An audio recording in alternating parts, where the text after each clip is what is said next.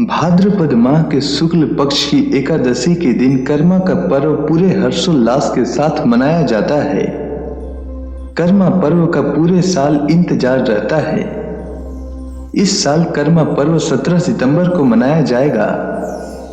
यह भाई बहन का पर्व है।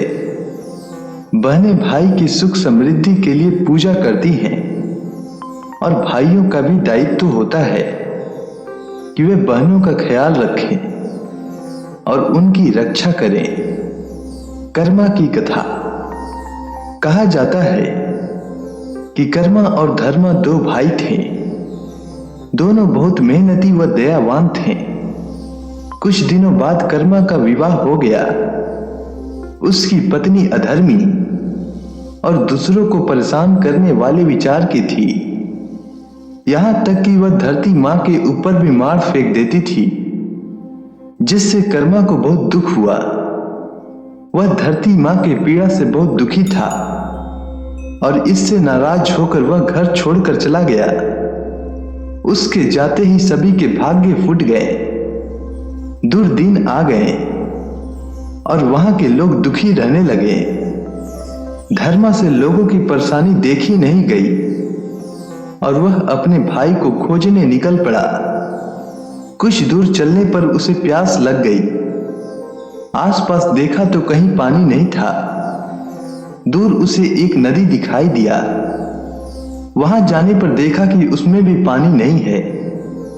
नदी ने धर्मा से कहा कि जब से कर्मा भाई यहां से गए हैं, तब से हमारा कर्म फूट गया है।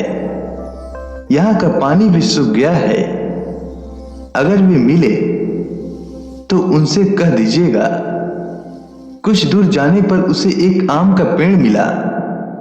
उसके सारे फल सड़े हुए थे। उसने भी धर्मा से यही बात कही कि जब से कर्मा भाई यहां से गए हैं, तब से हमारा फल सड़ गया है। अगर वे मिले तो उनसे कह दीजिएगा और उनसे उपाय पूछकर बताइएगा। धर्मा वहां से भी आगे बढ़ गया। कुछ दूर चलने पर उसे एक वृद्ध व्यक्ति मिला।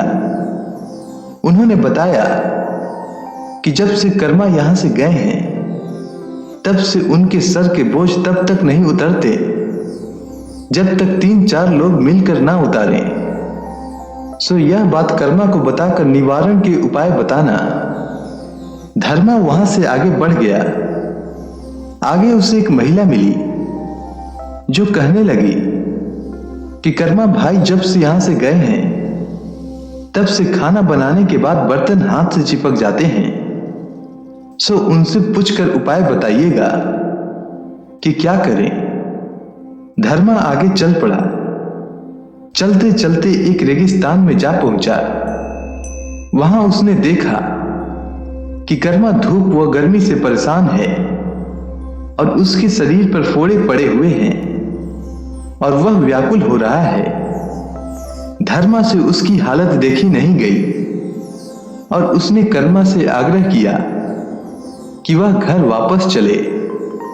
तो कर्मा ने कहा कि मैं उस घर कैसे जाऊं जहां मेरी पत्नी जमीन पर मार फेंक देती है। तब धर्मा ने वचन दिया कि आज के बाद कोई भी महिला जमीन पर मार नहीं फेंकेगी। फिर दोनों भाई वापस घर की ओर चल दिए। जब वह घर आ रहे थे तो सबसे पहले वह महिला मिली।